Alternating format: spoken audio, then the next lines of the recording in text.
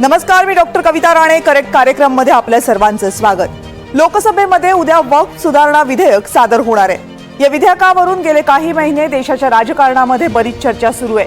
गेल्या वर्षी हे विधेयक लोकसभेमध्ये सादर करण्यात आलं होतं. त्यानंतर या विधेयकांमधल्या तरतुदींमध्ये बराच गदारोळ झाला.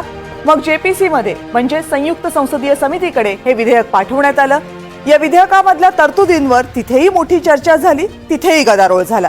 या सगळ्यानंतर या जेपीसीचा अहवाल सादर करण्यात आला लोकसभेच्या अध्यक्षांना आणि त्यानंतर आता हे विधेयक पुन्हा एकदा लोकसभेमध्ये सादर केले जाते.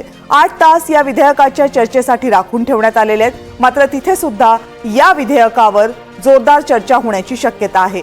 विधेयक नेमकं काय आहे, त्या विधेयकाला विरोध का होतोय, असे अनेक प्रश्न आहेत. आणि सगळ्यात महत्त्वाचं म्हणजे एखाद्या विधेयकामध्ये जर सुधारणा केल्या जात असतील तर त्याला विरोध होण्याची नेमकी कारणं काय आहेत, असे अनेक प्रश्न या निमित्तानं उपस्थित होत आहेत.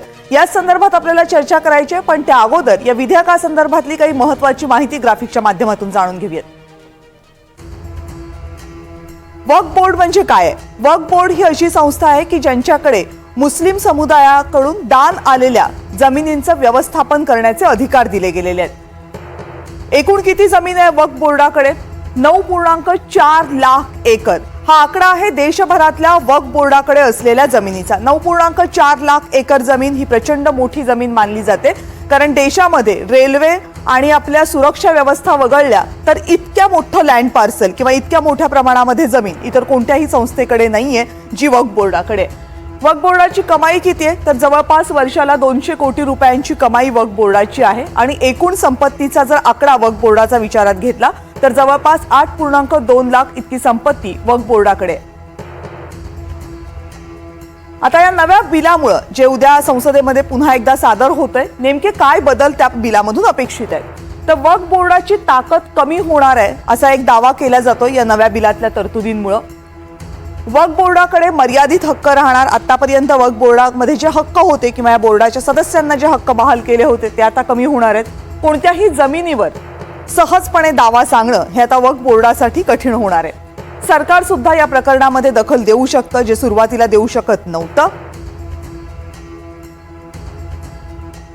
आता बदल काय आहेत ते आपण तुलना करून समजून घेऊयात. पहिला बदल हा आहे की वक्फ बोर्डाच्या विरोधात जर एखादा अर्ज करायचा असेल तर सुरुवातीला तो अर्ज हा वक्फ लवादामध्येच करता यायचा. म्हणजे तुमची एखादी जर तक्रार असेल वक्फ बोर्डाच्या जमिनीच्या बाबतीत आणि जर ती करायची असेल तर तुम्हाला कुठल्या न्यायालयामध्ये जाता यायचं नाही, तुम्हाला अर्ज वक्फ लवादामध्येच करता यायचा.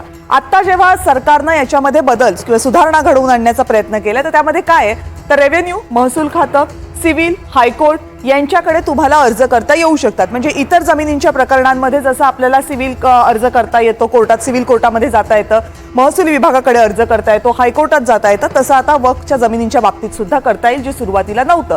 दुसरा बदल हा आहे की अगोदर वक्फ लवादाचा जर निर्णय तुम्हाला पटला नाही, तुम्हाला मान्य नसेल तर त्या निर्णयाला कुठेही आव्हान देता यायचं नाही, तोच निर्णय अंतिम मानला जायचा. आता जर हे सुधारणा विधेयक मंजूर झालं तर हायकोर्टामध्ये वक्फ लवादानं दिलेल्या निर्णयाला आव्हान देता येऊ शकतं. तिसरा महत्त्वाचा बदल, एखाद्या जागेवर जर मशीद असेल तर ती जागा आपोआप वक्फ बोर्डाची व्हायची. आता जो बदल सुधारणा बिलामध्ये आहे त्याच्यानुसार दान केलेली असेल तरच ती जमीन वक्फ बोर्डाची असेल. म्हणजे फक्त मशीद आहे त्या जागेवर म्हणून ती जागा वक्फ बोर्डाची असं आता होणार नाही जर विधेयक मंजूर झालं तर.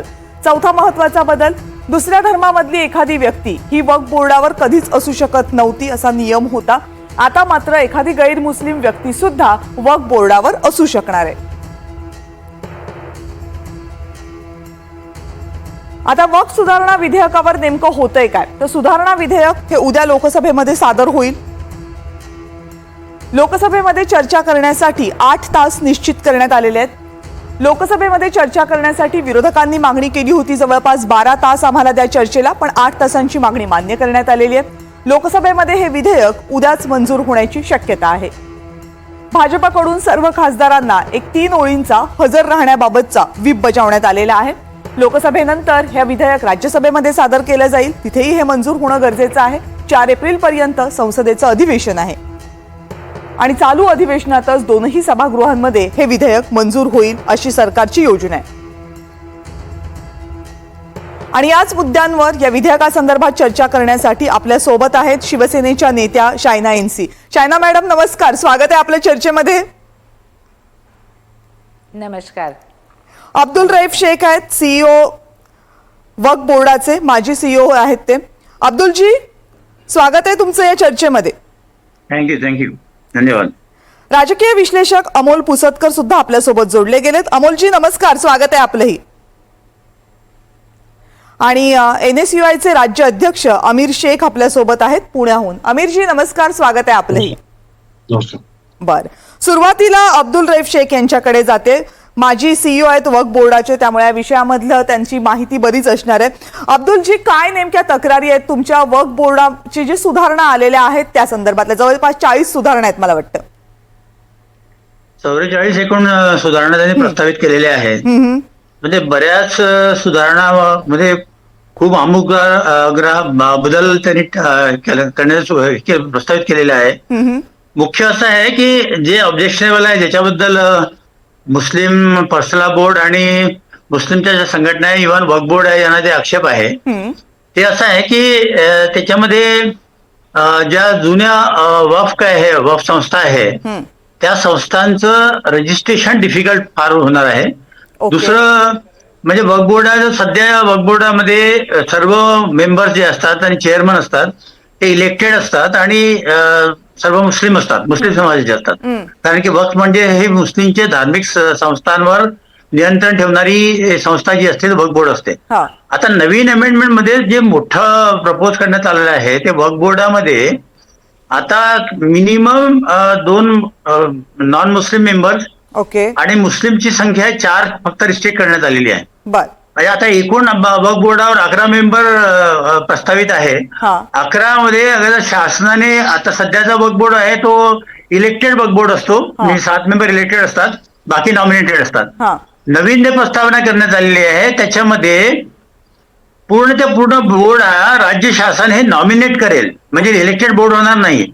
आणि त्याच्यामध्ये 11 पैकी 4 मुस्लिम वगळले तर 7 मेंबर हे नॉन मुस्लिम असू शकतात. म्हणजेच बोर्डाचा जे नियंत्रण आहे ते शासन ज्यांना नॉमिनेट करेल अशा बोर्डाकडे, ज्याच्यामध्ये मॅक्झिमम 7 नॉन मुस्लिम मेंबर असू शकतात, मिनिमम 4 मुस्लिम असू शकतात, त्यांच्याकडे संपूर्ण नियंत्रण जाईल. आणि म्हणजेच वक्फ बोर्डाचं जे आज वक्फ बोर्ड धार्मिक संस्थांवर जे नियंत्रण ठेवत आहे, कामकाज करत आहे, त्याच्यामध्ये त्या बोर्डामध्ये प्रोव्हिजन अशी केली जात आहे कायद्यामध्ये की शासनाला जर वाटलं तर 11 पैकी 7 मेंबर हे गैर मुस्लिम असू शकतात. ठीक आहे, म्हणजे कॉन्स्टिट्यूशन असणार आहे त्या कॉन्स्टिट्यूशनला तुमचा मोठा आक्षेप आहे. जे त्यामध्ये 2 गोष्टी आहेत, एक तर सदस्य संख्या कमी होते असा तुमचा आक्षेप आहे, आणि दुसरा की तिथे नॉन मुस्लिम लोक आणली जाणार आहेत ज्याला तुमचा आक्षेप आहे. अमीर शेखजी, बोर्डाचं कॉन्स्टिट्यूशन आहे त्याला एक आक्षेप आहे, दुसरा आक्षेपाचा मुद्दा काय आहे? फक्त इतकाच आक्षेप आहे की बोर्डावर नॉन मुस्लिम लोक असणार आहेत? नाही, खरं तर मुळात तर मी सर्वप्रथम आपला आभार व्यक्त करतो की या चर्चेच्या अगोदरच आपलं अगोदरचं काय अधिनियम होतं आणि नंतर काय अधिनियम होणार आहे हे आपण सर्वांसमोर स्पष्ट केलं. कारण की काही व्हॉट्सअप युनिव्हर्सिटीच्या माध्यमातून अनेक प्रकारचे गैरसमज वक्फ बोर्ड संदर्भात पूर्ण समाजामध्ये पसरवले जात आहेत. आमचं मुळात तर वक्फ संदर्भात फक्त 2च म्हणणं आहे की एक तर वक्फ हे मुळात लोकांनी समजून घेतलं पाहिजे. कारण पूर्ण देशभरामध्ये वक्फ संदर्भात एक चुकीची माहिती लोकांच्या मनामध्ये पेरली जाते एका विशिष्ट वर्गाच्या वतीने.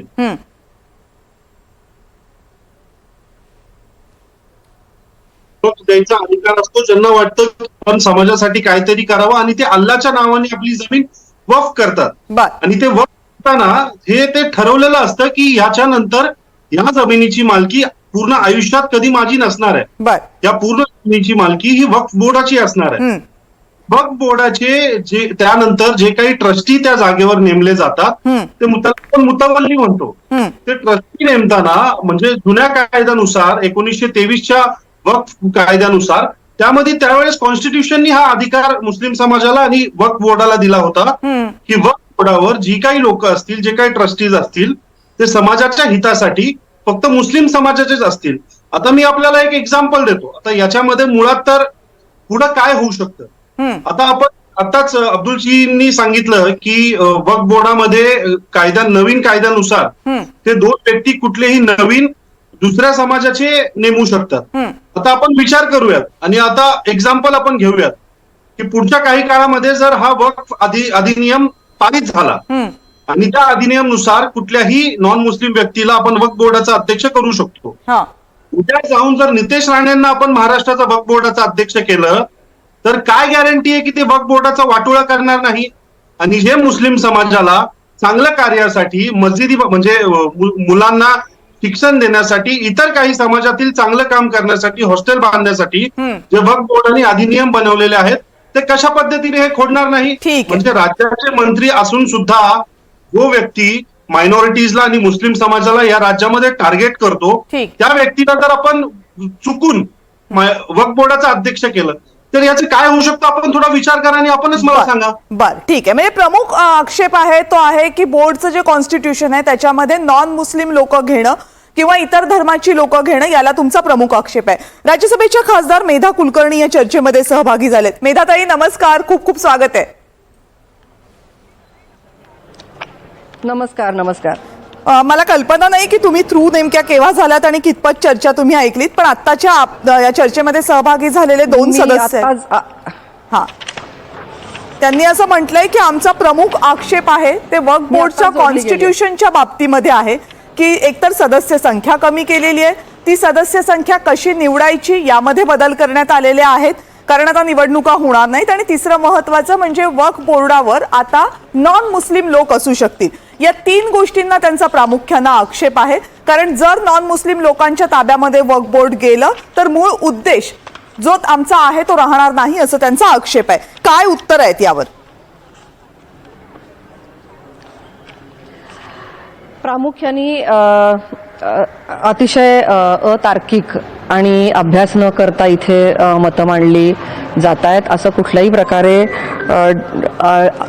सुधारणा केलेली नाहीये. तर 2 नॉन मुस्लिम व्यक्ती या वक्फ बोर्डावर असाव्यात अशा प्रकारची सूचना, अशा प्रकारची सुधारणा JPC मध्ये आम्ही सुचवली होती आणि जी बहुमताने मंजूर झाली. त्यामुळे सुधारणाच आम्ही 2 नॉन मुस्लिम व्यक्ती असाव्यात अशी केलेली. प्रामुख्याने मी तुम्हाला सांगू इच्छिते की एक तुलना केली जाते की हिंदू मंदिरांमध्ये जे ट्रस्ट आहेत त्या ट्रस्टमध्ये सुद्धा जर आपण बघितलं तर अधिकारी वर्ग जो असतो, गव्हर्नमेंट अधिकारी जे असतात तर ते पदसिद्ध अधिकारी असतात. त्या ट्रस्टच्या CEO म्हणून ते पदभार घेतलेला असतो त्यांनी, आणि तो पदभार घेत असताना ती व्यक्ती हिंदू आहे का मुस्लिम आहे हे आपण पाहत नाही. तर कितीतरी ट्रस्टवर मुस्लिम पदाधिकारी सुद्धा आहेत आणि तो ट्रस्ट त्या ट्रस्ट पुरता आहे. आता ही जर तुमची अख्खी गव्हर्निंग बॉडी असेल की त्या प्रदेशाला ती गव्हर्न करत असेल तर अशा ठिकाणी जर का खूप मोठ्या प्रमाणात आरोप होत आहेत की अशा प्रकारच्या जमिनी घेतल्या, शेतकऱ्यांच्या जमिनी घेतल्या किंवा गावच्या गावं वक्फ म्हणून एनलिस्टेड केली, तर मग त्या ठिकाणी नॉन मुस्लिम व्यक्तींचं प्रतिनिधित्व असायला नको का? तर ती फक्त सुधारणा सुचवली आणि 2 नॉन मुस्लिम व्यक्ती असाव्यात अशा प्रकारची सूचना आम्ही सुचवली आणि ती JPCनी बहुमताने मंजूर केलेली आहे. बरं, आपलं समाधान झालेलं आहे का अब्दुल रैब शेख आणि आमिर शेख या उत्तरानं? नाही, याच्यामध्ये असं आहे, मॅडमने म्हणाल्या की 2 मिनिमम मेंबर्स हे नॉन मुस्लिम्स आहे आणि बाकीचे 5 मेंबर्स आहेत ते कोणीही असू शकतात. पूर्वी प्रोविजन अशी होती की सर्वच्या सर्व मेंबर्स हे वक्फ बोर्डाचे मुस्लिम असायचे आणि CEO सुद्धा. मेधाताई हे खरं आहे का? हे बघा, सर्वच्या सर्व त्यांनी अभ्यास नाही केलेला. त्या ठिकाणी 2 कॅटेगरीज दिलेल्या आहेत की जिथे मुस्लिम पार्लमेंटरियन असावा, एक मुस्लिम समाजाचा आमदार त्या प्रदेशाचा असावा हे दिलेलं आहे. 4 मुस्लिम लोक जी असायत त्याची वेगळी कॅटेगरी आहे.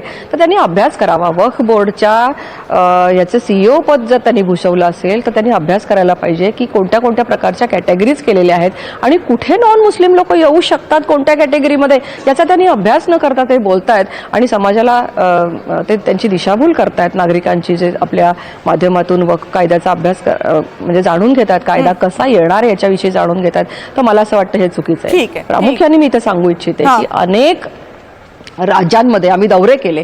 या सगळ्या राज्यांमध्ये जिथे जिथे आम्ही दौरे केले त्या त्या ठिकाणी लोकांची मतं जाणून घेतली. मग त्याच्यामध्ये हिंदू पण होते, नॉन हिंदू किंवा मुस्लिम पण होते, अनेक वेगळ्या समाजाचे लोक होते.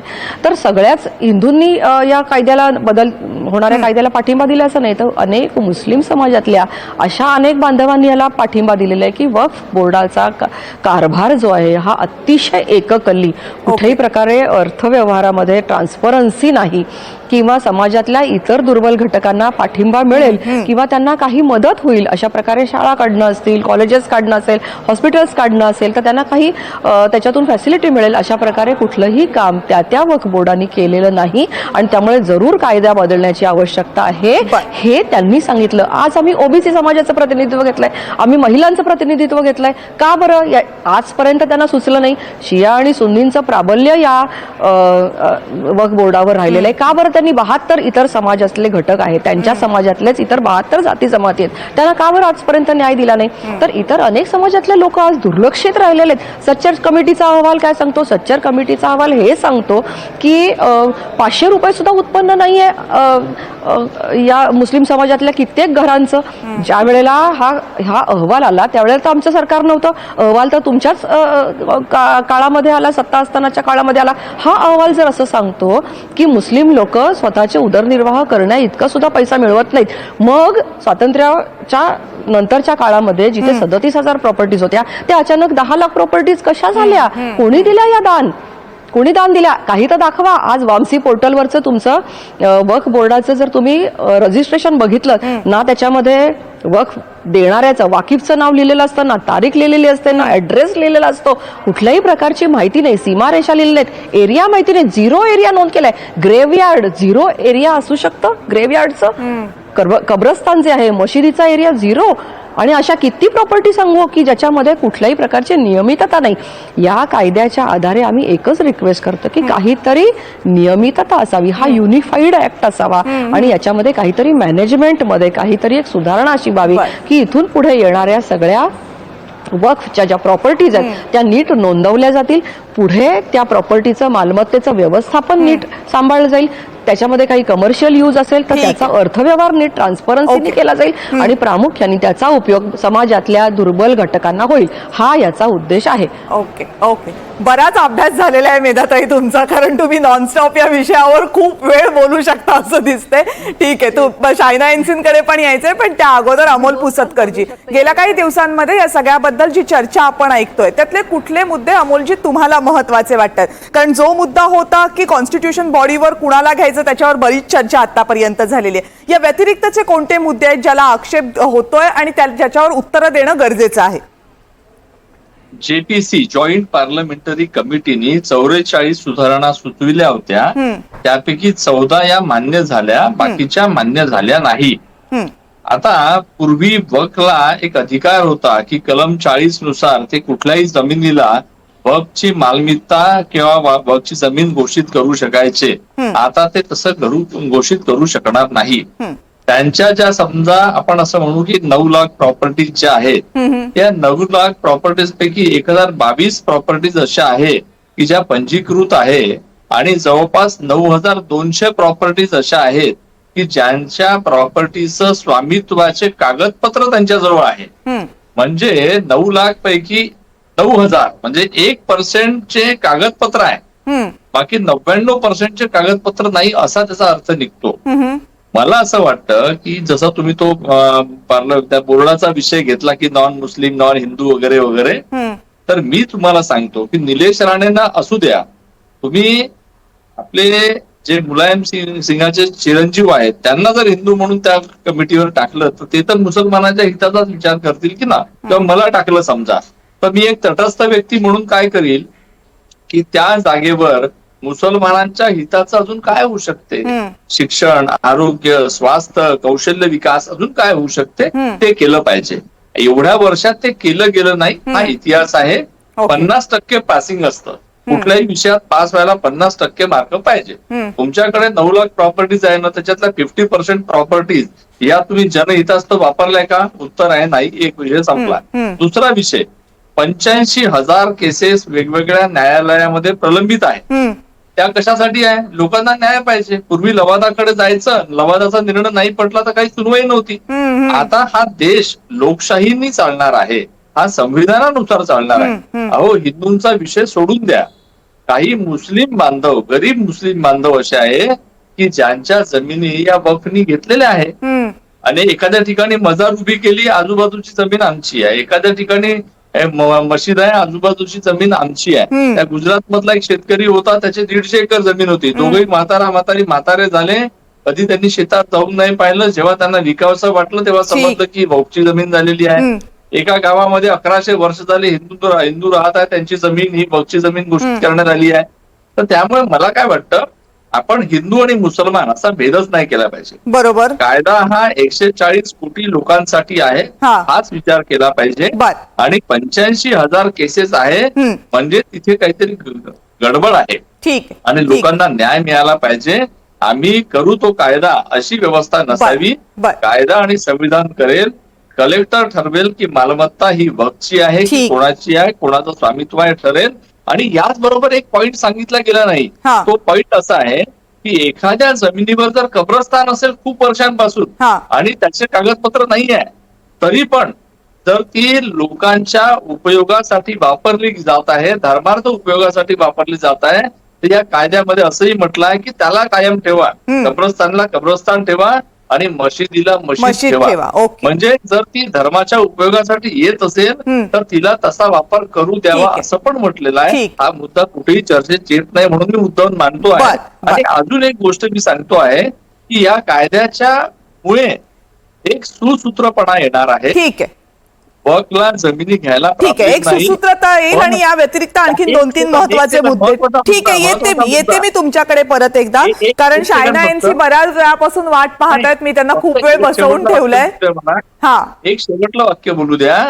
दान करणारा हा त्या जमिनीचा स्वामी आहे की नाही हे सुद्धा निश्चित पाहायला जाणार. आणि ही बेसिक अट आहे, ही बेसिक अट आहे की जो दान करतोय ते दान करण्याची वस्तू ही मुळात त्याची आहे की नाही, ही बेसिक अट असलीच पाहिजे. म्हणजे त्यासाठी वक्फची किंवा इतर कुठल्या संस्थेची गरज नाहीये. हे अगदी मूलभूत मानवी समाजात राहताना जे असलं पाहिजे ती मूलभूत गोष्ट आहे. शायना एनसीजी, तुमच्यासाठी प्रश्न असा आहे की गेले काही महिने आपण या सगळ्याबाबतच्या बऱ्याच चर्चा ऐकतोय, बरेच वाद प्रतिवाद होत आहेत. यातले कोणत्या सुधारणा आहेत, कोणते मुद्दे आहेत जे महिला म्हणून तुम्हाला वाटतात की खूप महत्वाचे आहेत, ज्यामध्ये सुधारणा झाली पाहिजे? वक्फ बोर्ड आहे काय हे समजायला गरज आहे. कारण बघा तुम्ही, मुस्लिम समुदायामध्ये पण सुन्नी आहे, शिया आहे, सबसेक्शन्स आहे, बोराज आहे. बोराजांना पाहिजे की वक्फ बोर्डच्या निमित्त नाही. आता आम्हाला हे बघायचं आहे की छान काम तुम्ही करतात का, समाजासाठी करतात का, तर कुठे करतात. मला फक्त 3 प्रश्न विचारायचे आहे. एक की तुम्ही शिक्षाबद्दल काय आहे तुमची भूमिका, आणि जे हे 9 लाख एकर्स जे वक्फ बोर्डला दिलं तर त्याच्यात किती एज्युकेशनल इन्स्टिट्यूट्स आहे. तुम्ही तुमची महिलांसाठी सुरक्षाला घेऊन किंवा त्यांना आत्मनिर्भर करायचं आहे तर किती मदरसा आहे. त्याच्यात तुम्ही सांगा मला, हे 9 लाख एकर मध्ये किती मस्जिद आहे. आता हे पण चर्चा चालू होते की ईदच्या दिवशी सगळं नमाज करतात रस्त्यावरती, तर मस्जिद हे वक्फ बोर्डच्या निमित्त हे 9 लाख एकर मध्ये किती मस्जिद आहे.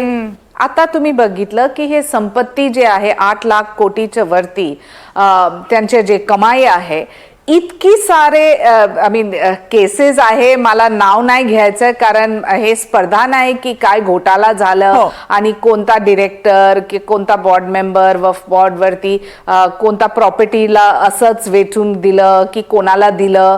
ते आता कायदा काय आहे, चर्चा आहे संसदमध्ये 8 तास, परंतु हे चर्चा 8 तास मध्ये पण नाही होईल कारण की प्रश्नचिन्ह आहे. आणि जेव्हा तुम्हाला परिवर्तन पाहिजे तर ते परिवर्तन हिंदू आणि मुस्लिम नाही, हे परिवर्तन आहे एक संस्थाच्या समाजसाठी. आणि वक्फ बोर्ड समाजसाठी मुस्लिम असो किंवा समाजसाठी ऍज अ जेनेरिक काय आहे तुमची भूमिका, आणि जे तुमचे पेपरवर्क इतकी कमजोर आहे तर सरकारला परिवर्तन करायलाच पाहिजे. आणि त्याच्यात आहे प्रशासन, त्याच्यात आहे ब्युरोक्रेसी, त्याच्यात आहे रेव्हेन्यू डिपार्टमेंट, त्याच्यात आहे कोर्ट्स, त्याच्यात आहे सगळ्यांना एकत्र घेऊन हे बघायचंय की तुम्ही खरं तुमच्या समाजसाठी, आणि नक्कीच तुम्ही सचर कमिटी रिपोर्ट बघा तर तुम्हाला माहिती पडणार की आता परिस्थितीमध्ये परिवर्तनची गरज कशासाठी आहे. तर ते तुम्हाला बघायचंय आणि त्यानंतर हे आमची चर्चा पुढे जाईल. ठीक आहे. अब्दुलजी आणि अमीर शेख तुमच्या दोघांकडे येते, पण त्या अगोदर मेधाताईंनी मगाशी बोट उंचावलं होतं, त्यांना एक मुद्दा मांडायचा. मेधाताई, तुम्ही जो प्रश्न विचारला होता की याच्यामध्ये महिलांसाठी काय आहे, तर महिलांचं प्रतिनिधित्व तर बोर्डाच्या कमिटीमध्ये असावंच याच्यासाठी आपण प्रयत्न करतोय. दुसरी गोष्ट, वक्फ अलाल औलाद ही जी कन्सेप्ट आहे ह्याच्यामध्ये कुठेही दिवंगत व्यक्तीच्या प्रॉपर्टीला वक्फ करून घेताना त्यांची विधवा पत्नी किंवा त्यांची अनाथ झालेली मुलं यांना बेदखल करता येणार नाही, हा मुद्दा घेतलेला आहे. की कुठेही त्यांना खाजगी वक्फ जे आहे ते खाजगी वक्फ बोर्डाकडे जमा करायचं असं करता नाही येणार आहे. ती खाजगी प्रॉपर्टी आहे आणि त्यांची प्रॉपर्टी ही त्यांच्या पत्नीला आणि अनाथ मुलांचं मालमत्तेचं संरक्षण, त्यांच्या हक्काचं संरक्षण ह्याच्यामध्ये करण्यासाठी दिलेलं आहे. प्रामुख्याने हा जो कारभार चालतो त्याचं एक उदाहरण तुम्हाला मी इथे देते की उत्तर प्रदेशमध्ये, मला माहिती नाही ही स्लाइड तुम्हाला दिसते की नाही, या स्लाइडमध्ये काही सस्पेक्टेड लोकेशन्स दाखवलेली आहेत मी. प्रामुख्याने आपण असं म्हणतोय की सुमारे 9.5 लाख प्रॉपर्टी आहेत. कित्येक प्रॉपर्टीची नोंद नाही, प्रॉपर्टींची संख्या आणि एरियांची संख्या कित्येक पट असू शकते, कारण माहीत असलेल्या प्रॉपर्टी ज्या पोर्टलवर आहेत किंवा ज्या रजिस्टर्ड आहेत त्याच्या आधारे आपण बोलतोय. तर ती प्रॉपर्टी आपण म्हणू की 9.5 लाख प्रॉपर्टी आहेत किंवा 20 लाख एकर प्रॉपर्टी आहेत वगैरे असं आपण म्हणतो. पण प्रामुख्याने इथे 1-2 उदाहरणं मी फक्त देते की उत्तर प्रदेशचं एक उदाहरण आहे जे एका एरियाची प्रॉपर्टी जिथं आहे, एक सिंगल प्रॉपर्टी मुरादाबाद, किती एकर आहे ही प्रॉपर्टी? 70 लाख एकर. एक प्रॉपर्टी 70 लाख एकर कशी असू शकते? म्हणजे कशाही प्रकारे 70 लाख प्रॉपर्टी एकरची प्रॉपर्टी एक प्रॉपर्टी आहे. दुसरी प्रॉपर्टी राजस्थान मधली दाखवली आहे जी 4.5 लाख एकर. हा बदल आम्ही करायला लावला कारण हे निरर्थक आहे, हे तर्कहीन आहे या प्रॉपर्टीचे. दुसरं, इथे हा मी एक चार्ट दाखवते तुम्हाला की कशा प्रकारे डिव्हिजन झालेली आहे, की किती मस्जिदी आहेत, किती काय आहे, हे सगळ्याची डिव्हिजन केलेली आहे. याच्यामधून आपल्याला दिसतंय की साधारणपणे ज्या पद्धतीने नियोजन असलं पाहिजे की समाजोपयोगी कामासाठी, 1 मिनिट मी ती दुसरी स्लाइड आली, पण साधारणपणे ज्या पद्धतीचं नियोजन असलं पाहिजे की शाळा आहेत, रुग्णालय आहेत, तर त्यांना अतिशय कमी जागा ही दिली गेलेली आहे. आणि मशिदी, कब्रस्तान, दर्गा, ईदगाह म्हणजे फक्त समाजोपयोगी कामासाठी उपयोग न करता ॲक्वायर करायचं, मशिदी करायच्या आणि सांगायचं की आम्ही अल्लाची इबादत करण्यासाठी हे करतो. प्रत्येकाला आपल्या धर्माची प्रार्थना करण्याचा अधिकार आपल्याला संविधानाने दिलेला आहे, पण याचा अर्थ असा नाही की आपण सेक्शन म्हणजे आर्टिकल 27चं उल्लंघन करून आपण ते करू.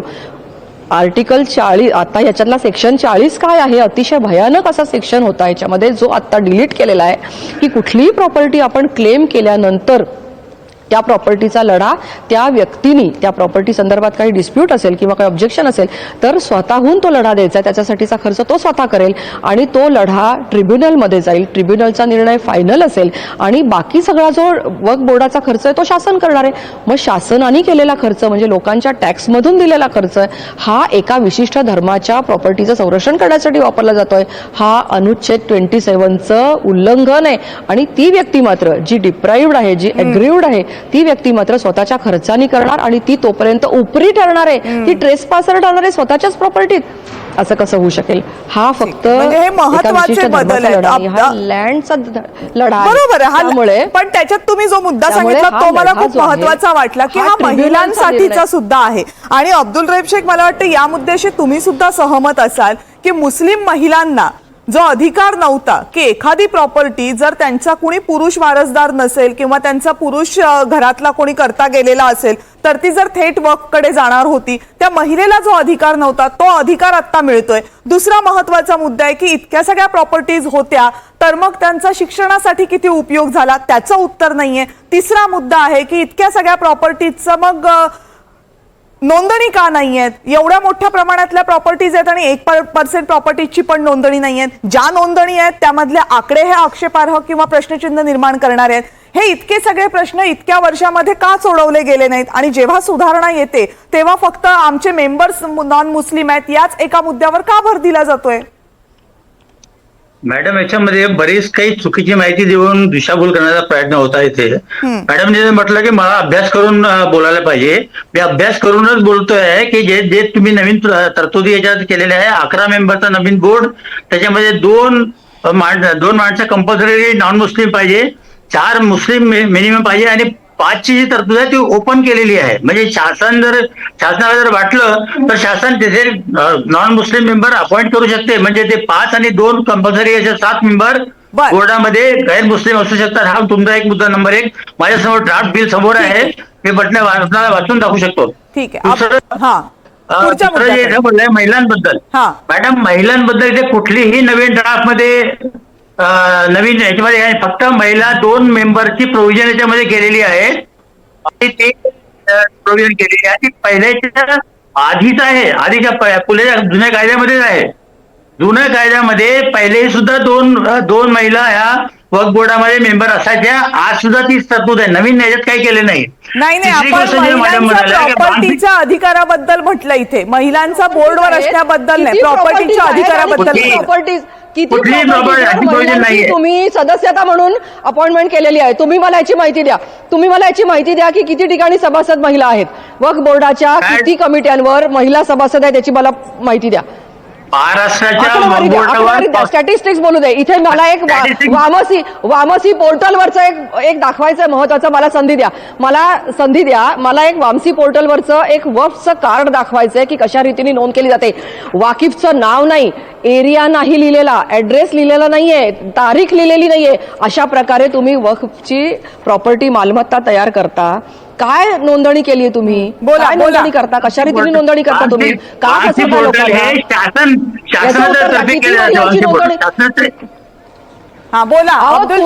तुम्ही वक्फ बोर्डाची नोंदणी करताना मालमत्तांची किती माहिती, वस्तुस्थिती किती दिली सांगा ना. कशाची नोंद नाही? कुठली प्रॉपर्टी तुम्ही नोंदवाल? ज्यांनी दान केले त्याचं नाव तर लिहा. कुठल्याही आई वडिलांची प्रॉपर्टी मुलांना देताना सुद्धा बक्षीसपत्र केलं जातं, तारीख लिहिली जाते, आई वडिलांची नावं, मुलांची नावं लिहिली जातात. घरातल्या घरात सुद्धा प्रॉपर्टीचं ट्रान्सफर होत असताना नावं, तारखा लिहिल्या जातात, रजिस्ट्रेशन डीड केलं जातं. तुमच्याकडे डीड नाही, तुमच्याकडे तारीख नाही. अब्दुलजी बोला. तुम्ही काय त्याच्यासाठी काय सुधारणा करताय? वामसी पोर्टल सध्या ही केंद्र शासन त्याच्यावर नियंत्रण ठेवते आहे आणि केंद्र शासनाने करून गेलं पाहिजे. वक्फ बोर्डाची किंवा वक्फच्या इन्स्टिट्यूशनची काय गुन्हा आहे? वामसी पोर्टल कोण चालवते? बनवलं कोणी? केंद्र शासनाने बनवलंय. वामसी पोर्टलवर माहिती कोण भरते? आणि 2013 सारखा जो कायदा झाला ना त्याच्यामध्ये अनागोंदी कारभार झालेला आहे. अनागोंदी कारभार. आतापर्यंत जो कारभार झाला ना 2013 सालचा जो कायदा होता, जो शेवटी आला 2014चं इलेक्शन डोळ्यासमोर ठेवून, तो कशासाठी आला होता? अनागोंदी कारभार. आज ह्याला आळा बसेल आणि इथून पुढे होणारी रजिस्ट्रेशन्स आहेत त्याच्यामध्ये नाव लिहावं लागेल, तारीख लिहावं लागेल, वाकिफ कोण आहे हे सांगावं लागेल, हद्द लिहावी लागेल, सीमारेषा लिहावी लागेल आणि प्रॉपर्टीचा ओनरच फक्त प्रॉपर्टीचं दान करू शकतो. तो प्रॉपर्टीचं दान करण्यासाठी पात्र असला पाहिजे, प्रॉपर्टीचा ओनर असला पाहिजे. या अटी घातलेल्या आहेत. या अटी घातलेल्या आहेत. ठीक आहे. आमिर शेखजी, तुम्ही तरुण आहात, तरुणांचं प्रतिनिधित्व करता. एक प्रश्न मला तुम्हाला साधा विचारायचा आहे. 9 लाख एकर जमीन या देशामध्ये कुठल्याही संस्थेकडे नाहीये, अशी 3ऱ्या क्रमांकाची जमीन तुमच्याकडे असते. या जमिनीचं प्रतिनिधित्व किंवा ज्यांच्यासाठी वापरली जाते ती या देशाच्या लोकसंख्येच्या जेमतेम 20% पण खूप सांगते नाही. बाकीच्या ज्या 2 त्या सरकारी संस्था आहेत, त्या सरकारी संस्था आहेत. ऑब्जेक्शन आहे या वाक्याला 3ऱ्या क्रमांकाची. त्या दोन्ही सरकारी संस्था, त्या दोन्ही सरकारी पर्सनल. ताई थांबा ना, ताई माझा मुद्दा पूर्ण होऊ दे. ताई ऐका ना, माझा मुद्दा पूर्ण ऐका, मग कदाचित तुम्हाला पटेल की मला काय म्हणायचं होतं. माझा मुद्दा असा आहे की इतकी मोठी संपत्ती ही कुणासाठी आहे? ही त्यांच्यासाठी आहे ज्यांची लोकसंख्या या देशाच्या एकूण लोकसंख्येच्या 20% पेक्षा पण जास्त नाहीये. एवढ्या लोकसंख्येसाठी इतक्या मोठ्या प्रमाणावर जमीन असेल तर त्या लोकसंख्येचं आतापर्यंत प्रचंड भलं व्हायला हवं होतं. त्यांच्यासाठी मोठमोठी इस्पितळं असायला हवी होती, त्यांच्यासाठी मोठमोठ्या शाळा असायला हव्या होत्या, मोठमोठी कॉलेजेस असायला हवी होती. त्या समाजामध्ये आतापर्यंत कुणी गरीब राहायलाच नको हवं होतं. सांगा ना का झालं नाही हे? मग एवढ्या प्रॉपर्टीचं वक्फ केलं काय? हा प्रश्न जर कुणी विचारला तर त्याला काय उत्तर आहे आमिरजी तुमचं? नाही, मुळात तर मला सर्वप्रथम तर आय एम सॉरी, मला मेधाताईंचं आणि शायना मॅडमचं 2 वाक्यामध्ये मला त्यांनी जे सांगितलं ते फोडायचं आहे. मुळात तर त्यांनी सांगितलं की या वक्फ बोर्ड अध्यादेशाबद्दल आम्हाला माहिती नाही. तर सर्वप्रथम मी मॅडम आपल्याला सांगू इच्छितो की हा जो नवीन विधेयक आपण आणतोय त्या विधेयकामध्ये आपण सांगितलं की एक्स MP, एक्स जज आणि नॉन मुस्लिम मेंबर हा कंपल्सरी, नॉन मुस्लिम मेंबर हा कंपल्सरी असला पाहिजे. परंतु नवीन नियमनुसार असा कुठलाही नियम आपण बनवलेला नाहीये किंवा आपण स्टेट केलेलं नाहीये की ज्यामध्ये एक्स MP, एक्स जज किंवा एक नॉन मुस्लिम किंवा नॉन व्यक्ती हा त्या वक्फ बोर्डामध्ये असला पाहिजे.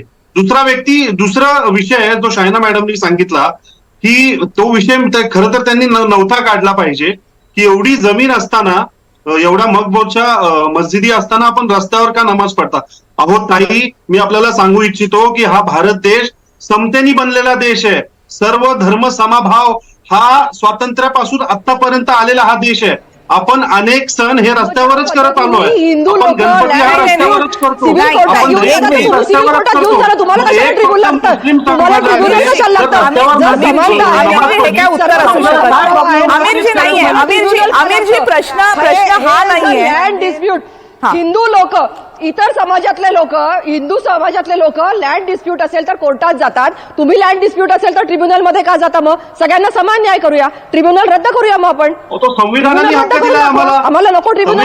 तेच संविधान अरे संविधानाने नाही, पण आमिरजी तेच संविधान हे बदल घडवून आणतंय. संविधानाची मोडतोड करून आमिरजी तेच संविधान हे बदल घडवून आणतंय. 2013 साली, त्याच्या आधी 1995 साली, 1995 साली हा कायदा जो केला, ट्रिब्युनलच का पाहिजे? बाकीचे लोक जेव्हा लँड डिस्प्यूट्स असतात तेव्हा आम्ही कोर्टात जातो. इव्हन 52 कंट्रीज आहेत मुस्लिम इस्लामिक कंट्रीज, कुठे हा कायदा आहे सांगा? ट्रिब्युनल कुठे सांगा? धार्मिक ट्रिब्युनल कुठल्या देशात आहे सांगा? पाकिस्तानमध्ये सुद्धा नाही, मलेशियामध्ये सुद्धा नाही, जॉर्डनमध्ये सुद्धा ट्रिब्युनल नाही आहे. सगळे लोक कोर्टामध्ये जातात. आपण का कोर्टात जात नाही? मग आपण का कोर्टात जात नाही? ट्रिब्युनल्स निर्णय मॅडम त्या देशांमध्ये RSS काय आमिरजी काहीतरी उगाच मग तुम्ही म्हणता की सगळ्या गोष्टी हिंदू मुस्लिम करता म्हणून असं थोडी असतं. मागच्या 10 वर्षापासून ज्या पद्धतीने मुस्लिम समाजाला या देशामध्ये वागणूक मिळते, कुठला विषय? मुस्लिम समाजाने काय करावं? तुम्ही एक मिनिट बोलू शकत नाही. आमिर शेखजी प्लीज, आमिर शेखजी आपण कायद्यावर चर्चा करतो. आमिर शेखजी मला बोलू देत. आपण कायद्यावर चर्चा करतोय, कायद्यावर राहूयात. आपण कुठेही इथे हिंदू मुस्लिम यांच्या बाबत बोलत नाही. मान्य आहे की हा मुस्लिमांशी संबंधित कायदा आहे, पण प्लीज वेगळ्या वळणावर जाऊ नका. संसद भवन आमचं म्हणतात मुस्लिम समाजावर वेळोवेळी वेगवेगळ्या प्रदेशांमध्ये या देशामध्ये अन्याय होत आहे. त्यालाच अनुसरून या देशातील फक्त मुस्लिम समाजाच्या लोकांना या विधेयकासंदर्भात मेधाताई एक मिनिट सर्वच लोकांना ही व्यक्ती विचारवंत आहे. आमिरजी आता मी तुम्हाला अगदी एक साधा प्रश्न विचारते. या देशामध्ये कुठेही जमिनीचा काही वाद असेल तर त्यासाठी या देशाची कायदा प्रणाली असते. मग याच देशातल्या 9 लाख एकर जमिनीमध्ये जर मला काही आक्षेप असेल, त्या मराठवाड्यामधले एका अख्ख्या गावचे शेतकरी आले म्हणाले आमची जमीन अचानकपणे आमची नाहीये, मग त्या शेतकऱ्यांना जर वाटत असेल की आम्ही कोर्टामध्ये जावं तर त्यांना का तो मार्ग खुला असू नये? जर संविधान त्यांना तो मार्ग खुला करून देत असेल तर आक्षेप काय? आणि जर वक्फ बोर्डाला असं वाटत असेल की आमच्या सगळ्या जमिनी या कायद्यानंच आमच्याकडे आहेत तर मग त्या वक्फ बोर्डाला हायकोर्टाचं किंवा इतर आपल्या कायदा व्यवस्थेचा आक्षेप असण्याचं कारण काय आहे? मॅडम, ट्रायब्युनल कोर्टामध्ये जर त्या व्यक्तीला कुठल्याही प्रकारचा निर्णय चांगला किंवा व्यवस्थित नाही वाटला तर त्याला हक्क आहे, त्याने हायकोर्टात जावं. तोच तर बदल आता घडवून आणलाय ना. तो एकच बदल नाहीये ना मॅडम. तो बदल समोर ठेवून एखादा पडदा समोर आणायचा आणि त्या पडद्याच्या मागं वेगळं काही कृत्य करायचं हे चुकीचं आहे ना. काय वेगळं कृत्य करायचंय? तुम्ही मगाशी म्हणालात की नितेश राणेंना आणलं तिथे. मुद्दा असा आहे की समजा 2 नॉन मुस्लिम व्यक्ती आणल्या तिथे, त्या 2 नॉन, पण हे सरकार घेऊन येते ना, हे सगळं कायद्याच्या कक्षेत आहे ना, मग प्रॉब्लेम काय आहे की याच्यामध्ये सगळ्यामध्ये कायदा येतोय, हा प्रॉब्लेम आहे. मुस्लिम समाजाच्या अस्तित्वाचा या देशामध्ये या विधेयकाच्या नवीन आणण्याने प्रश्नचिन्ह निर्माण होतात. माझं एवढंच बोलणं आहे. 1500 वर्षापूर्वीचं मंदिर तुम्ही ऍक्सेप्ट करणार, तुम्ही वक्फ म्हणून दाखवणार, तुम्ही एक्वायर करणार, 1500 क्लेम करणार. 1500 वर्षापूर्वी ज्या वेळेला इस्लाम धर्माची स्थापना पण नव्हती झाली तेव्हापासूनचं मंदिर तामिळनाडूमध्ये कधीही इस्लामिक सत्ता नव्हती, तेव्हा त्या ठिकाणचं मंदिर इस्लाम धर्माची कधी रचना झाली का आपण त्याच्यावर कशाला जातो, मला तर तेच कळत नाहीये. ठीक आहे. कशाला तुम्हाला ते चालतं, मग तुम्हाला दोन नॉन मुस्लिम चालत नाहीत? तुम्ही मंदिरं आमची क्लेम करणार 1500 वर्षापूर्वीचं, जेव्हा इस्लाम धर्मच अस्तित्वात नव्हता तेव्हापासूनच्या प्रॉपर्टी बोर्डाने क्लिअरली सांगितलेलं आहे, वक्फ बोर्डाचा अधिकार हा आहे की स्वतः एक व्यक्ती जमीन करतो, वक्फ बोर्ड एक्वायर करत नाही. माझी विनंती आहे की देशाचं आणि राज्याचं दिशाभूल करू नका. ठीक आहे, पण वक्फ बोर्ड जमीन एक्वायर करत नाही, वक्फ बोर्डाकडे सगळ्या जमिनी येतात.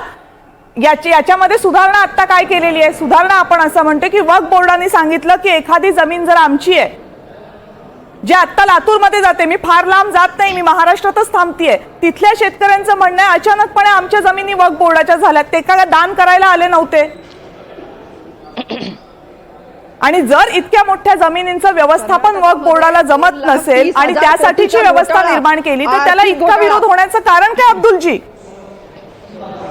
असं कधी होत नाही की वक्फ बोर्ड कोणत्याही जमिनीला वक्फची जमीन म्हणते, अनलेस जोपर्यंत तिथे बेसिक डॉक्युमेंट राहत नाहीये, बेसिक सर्व्हे मध्ये त्या जमिनीची नोंद नाहीये, वक्फ बोर्डाकडे काही प्रायमरी डॉक्युमेंटेशन असेल तरच वक्फ बोर्ड त्याची इन्क्वायरी करू शकतो आणि त्या याला आपलं डिक्लेअर करू शकतो.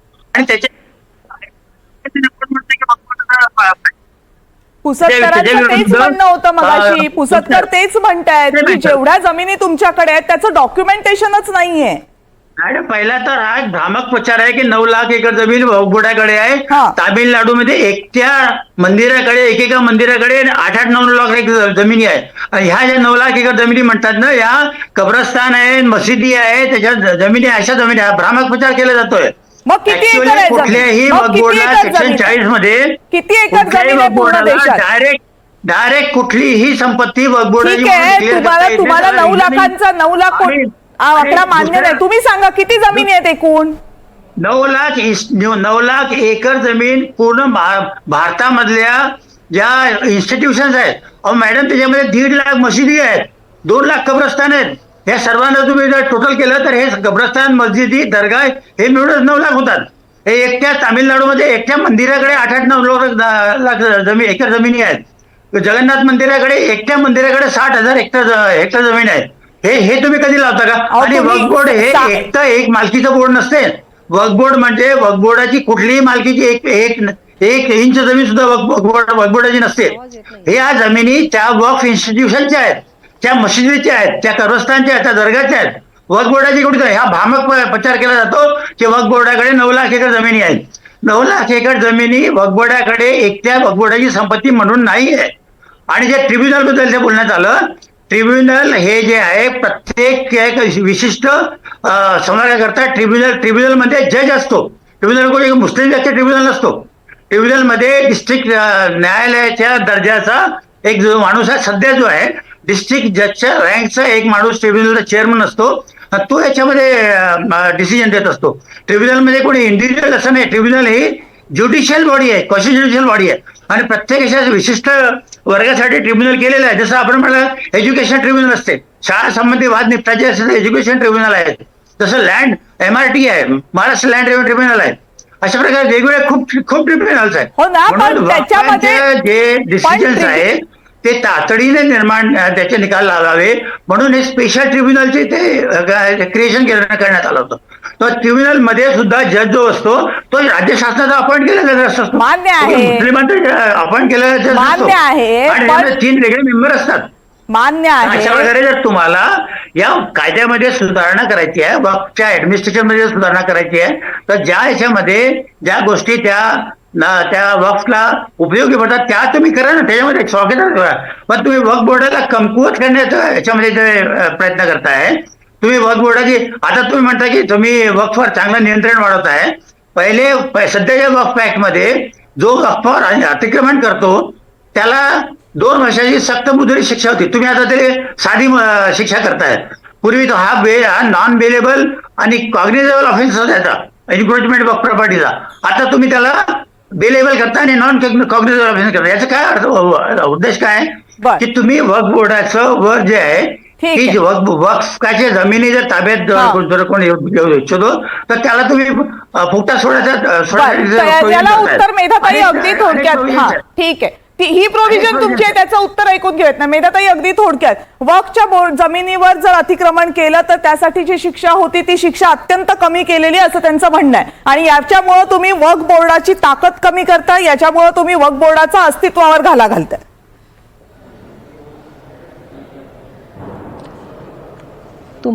त्यांना मला एक प्रश्न विचारायचा आहे तुमच्या माध्यमातून की वक्फ बोर्ड मोठं का संविधान मोठं, देशाचा कायदा मोठा का वक्फ बोर्डाचा कायदा मोठा? देशाचा कायदा मोठा ना. कुठल्याही प्रकारे कुठल्याही व्यक्तीच्या, सामान्य माणसाच्या जमिनीला जर बळकावलं असेल, अतिक्रमण केलं असेल तर त्याच्यासाठीचे जे सर्वसामान्य कायदे आहेत ते लागूच होणार ना, ते लागूच होणार. त्यामुळे कुठलीही प्रॉपर्टी, मी आधीच ऐकू शकले नाही कारण मध्ये मी डिस्कनेक्ट झाले होते आणि नंतर आपण मला जोडून दिलं, त्यामुळे आधीचं त्यांनी काय काय बोललं मला माहिती नाहीये. पण मी सर्वसामान्यपणे सांगते की कुठलीही प्रॉपर्टी तयार झाल्यानंतर, वक्फची प्रॉपर्टी तयार झाल्यानंतर त्याची नोंद करावी लागणार, त्याची शहानिशा होणार, त्याची ऍडव्हर्टाईज दिली जाणार आहे, मग त्याचं म्युटेशन होऊन त्याची गॅझेटमध्ये नोंद होणार आहे. म्हणजे मग तिथे तुमचं वक्फ डीड हे पूर्ण झालं आणि गॅझेटमध्ये त्याची नोंद झाली. मग हे जर तुमची अबाधित राहणारी प्रॉपर्टी एकदा गॅझेटमध्ये नोंद झाली की कोणीही त्याला धक्का लावू शकणार नाही, इतकं जर ऑलप्रूफ काम होणार आहे तर त्याला आपण नाही का म्हणता. आणि जर कोणी जर डिस्प्यूट, त्यांना जरा असं वाटलं की मी एग्री नाहीये याच्याशी, ऍडव्हर्टाईज आलेली आहे आणि आम्ही वाचली, ही आमची प्रॉपर्टी आहे किंवा आमच्यापैकी कोणाची प्रॉपर्टी आहे, तर त्याला योग्य पद्धतीने न्याय मागण्याचा अधिकार आहे. तो न्याय, त्याच्यानंतर त्याचा डिसिजन काय होईल त्याच्यानुसार तो डिसिजन आहे तो दोघांसाठी फॉलो करण्याचा मुद्दा असेल. दोन्ही बाजू, बोर्ड सुद्धा कोर्टात जाऊ शकतं किंवा अग्रीव्ड पर्सन कोर्टात जाऊ शकतं. दोघांपैकी जो निर्णय फायनल होईल त्यानुसार निर्णय होणार आहे. इतकं जर सगळं न्यायाधीन आहे तर त्याला विरोध का? आणि हे सुद्धा पुढच्या येणाऱ्या वक्फ प्रॉपर्टीज ज्या आहेत त्या व्यवस्थित त्याचं नियमितीकरण व्हावं, त्याचं व्यवस्थापन चांगलं व्हावं, त्याचं अर्थकारण चांगलं व्हावं, यासाठी आहेत. महाराष्ट्रातल्या 36,000 प्रॉपर्टी जर असतील तर त्याच्यातल्या 32,000 प्रॉपर्टीवर आर्थिक एलिगेशन्स आहेत आणि हे काही सगळ्या हिंदूंनी केलेली नाही आहेत, हे त्यांच्यातल्या त्यांच्यात सुद्धा एलिगेशन्स केलेले आहेत आणि मग त्याच्यामध्ये काही वादविवाद चालू आहेत. मग असं जर आहे तर याच्यामध्ये काही नियमितीकरण असण्याची आवश्यकता नाही का?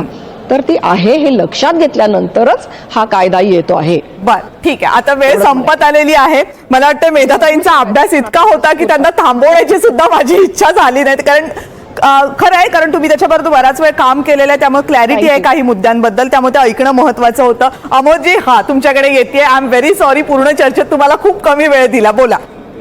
मी एकदम शॉर्ट मध्ये सांगतो, 4 वाक्यात सांगतो. आपल्या बंधूंनी एक मुद्दा उपस्थित केला की विदेशामध्ये वक्फ बोर्ड नाही आहे पण तिथे RSS पण नाही आहे. मी नागपूरवरून बोलतो आहे. नागपुरात 100 वर्ष RSS ला होणार आहे, परंतु तुम्ही इथल्या मुस्लिम बंधूंना विचारा, RSS चा त्यांना कुठलाही त्रास नाही. RSSने त्यांच्या घरावर गोटे मारले नाही, त्यांचे घर जाळले नाही आणि त्यांच्याशी कुठलाही असभ्य व्यवहार केला नाही. मला वाटतं आपली चर्चा खूप छान झालेली आहे. आपण त्या मुद्द्यावर, वादग्रस्त मुद्द्यावर नको जाऊयात. हा, नंबर 2, मंदिरांजवळ जी प्रॉपर्टी आहे येते बोलायचंय. शायनाजी येणार तुमच्याकडे. वक्फ बोर्डाने सुद्धा आपले कागदपत्र दाखवावे. तिसरा मुद्दा, त्यांच्या वक्फ बोर्डाच्याही प्रॉपर्टीवर कोणी एन्क्रोचमेंट करू नये या मताचा मी आहे. जर कोणी केलं तर वक्फ बोर्डाने सुद्धा कोर्टात जावं, आपले डॉक्युमेंट्स दाखवावे आणि त्यांनी आपली प्रॉपर्टी रिलीज करावी. मला असं वाटतं की सगळ्यांनी पॉझिटिव्ह राहिलं पाहिजे आणि 85,000 केसेस जर देशामध्ये आहे याचा अर्थच आहे की काहीतरी something is wrong there. Okay, आणि तिथे बदल घडवण्याची गरज आहे. शायनाताई, सुधारणा होऊ शकते, ठीक आहे. पण शायनाताई, वेट अँड वॉच करायला पाहिजे आणि सरकारच्या सोबत राहायला पाहिजे असं मला. बदल बदलची गरज आहे, कारण ट्रान्सपेरन्सीची गरज आहे, अकाउंटेबिलिटीची गरज आहे. इतकी उदाहरण आहे. जेव्हा तुम्ही बघितलं की प्रॉपर्टीज कोणाला ऑक्शन मध्ये भेटलं, कोणी असंच घेतलं, पेपरवर्क कुठे आहे. आणि आज जेव्हा हे चर्चा चालू आहे संसदमध्ये, लोकसभामध्ये, ते एक संघर्ष आहे मुस्लिम महिलांसाठी पण, कारण त्यांचं पण नेतृत्व पाहिजे वक्फ बोर्ड वरती, त्यांच्या पण महत्वाचे मुद्दे पाहिजे वक्फ प्रॉपर्टीज मध्ये. ते तुम्ही नजरअंदाजच केलं तर मला वाटते की एक होलिस्टिक अप्रोच, हे हिंदू वर्सेस मुस्लिम नाही, एक संस्था जे काम करायचं आहे आणि एक समाजसाठी काम करायचं आहे, ते समाज मध्ये प्रगती कुठे आहे. आणि जे ते अकाउंटेबिलिटी आणि ट्रान्सपेरन्सी नाही, तर नक्कीच चर्चाची माहिती आणि पब्लिक डोमेन मध्ये हक्काचे हे जे एक संघर्ष आहे, त्याच्या मला वाटते की हे वक्फ बोर्ड मध्ये जितकी लोक बसलेले आहे त्यांना पण हे नक्कीच बघायचं आहे की पेपरवर्क कुठे आहे, रेव्हेन्यू डिपार्टमेंट मध्ये काय आहे, कोणाचं प्रॉपर्टी होते, एक अपाहिजचं प्रॉपर्टी आहे तर कसं असंच घेतलं, आणि काय काय सक्रिय काम समाजासाठी होते हे वक्फ निमित्त. बरोबर आहे. खरं तर या विषयाला धार्मिक रंग जरी दिला जात असला तरी तो देण्याची खरं तर गरज नाहीये असं वाटतं. कारण जेव्हा देशाच्या कायद्याचा विषय असतो त्यावेळेस कायदा या नजरेतून त्याकडे पाहिलं गेलं पाहिजे. नो डाऊट की वक्फ बोर्डाचा जेव्हा विषय येतो त्यावेळेस मुस्लिमांनी, कारण त्या दान केलेल्या संपत्ती आहेत, त्या दान करताना त्यामागे काहीतरी कारण असतं. मुस्लिम समाजातली एखादी व्यक्ती जेव्हा ती वस्तू दान करते त्यावेळेस आपल्या समाजाला त्या संपत्तीचा, त्या वस्तूचा वापर करता यावा अशी एक उदात्त भावना त्यामागे असते. त्यामुळे त्या संपत्ती वक्फ बोर्डाकडे असाव्यात की नसाव्यात याबद्दलचा मुद्दा येतच नाही. पण ज्या संपत्ती वक्फ बोर्डाकडे येतात त्याबाबतच्या जमिनींचं नियमन करायचं असेल, त्याला या देशाच्या कायद्याच्या कक्षेमध्ये आणायचं असेल तर बदल गरजेचे असतात. कदाचित 20-25 वर्षांपूर्वी हे बदल गरजेचे वाटले नसतील, त्यावेळेस ते केले गेले नाहीत. आज ते गरजेचे वाटतात तर ते केले जातात. जर वक्फ बोर्डाला असं वाटत असतील की हे बदल अनाठायी आहेत, हे बदल त्यांच्या अधिकारांवर अतिक्रमण करणार आहेत, तर त्यासाठी या देशाची कायदा व्यवस्था सुद्धा आहे. पण बदलांना फक्त विरोध करायचा किंवा फक्त धार्मिक चष्म्यामधला विरोध करायचा तर ते बदल आपल्यासाठी स्वागतार्ह असतील का, किंवा त्यांना आपल्याला काही साध्य होईल का, या प्रश्नाचं उत्तर आपल्याला शोधायला पाहिजे. वक्फ बोर्डाच्या बाबतीत जे विधेयक उद्या सादर होईल त्यावर संसदेमध्ये सुद्धा चर्चा होईल. जे मुद्दे आजच्या चर्चेमध्ये आले त्यावरही चर्चा होईल. आणि साधक बाधक चर्चेनंतर जर हे विधेयक मंजूर झालं तर मग या विधेयकाची पुढची दिशा काय असेल. आणि जी भीती मुस्लिम समाजाला आहे सगळ्यात महत्वाची, की नॉन मुस्लिम लोक, मुस्लिम व्यतिरिक्तची लोक आपल्या संस्थांवर अतिक्रमण करतील, ती जर भीती घालवायची असेल तर जबाबदारी सरकारची सुद्धा आहे की आपण नेमक्या कोणत्या व्यक्ती तिथे अपॉइंट करतोय आणि त्या व्यक्तींचे हेतू काय आहेत. जर सरकारही आपल्या हेतूंशी प्रामाणिक राहिलं आणि वक्फ बोर्ड सुद्धा 2 पावलं पुढे आलं तर कदाचित हे वाद होणार नाहीत अशी अपेक्षा आपण करूयात. आपण सगळेजण या चर्चेमध्ये सहभागी झालात, आपापली मतं स्पष्टपणे मांडलीत, त्याबद्दल आपल्या सर्वांचे आभार. उद्याच्या चर्चेकडे लोकसभेतल्या, राज्यसभेतल्या आपल्या सगळ्यांचं लक्ष असेलच. खूप खूप धन्यवाद आपल्या सगळ्यांचे. करेक्ट कार्यक्रमच्या या एपिसोडमध्ये आता वेळ झाली इथेच थांबण्याची. पाहत रहा NDTV मराठी.